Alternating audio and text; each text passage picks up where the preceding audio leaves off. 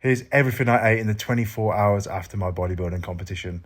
So we started off with these starters. And these like chorizo nugget things. They're honestly fire, these wings. Oh my God. Then straight off to Blank Street. Oh my God, no, I took him to Blank Street and it was incredible. It tastes like strawberry shortcake. And he ate all 4 of them. I didn't. Literally just the one. And then went in the next morning, went for French toast.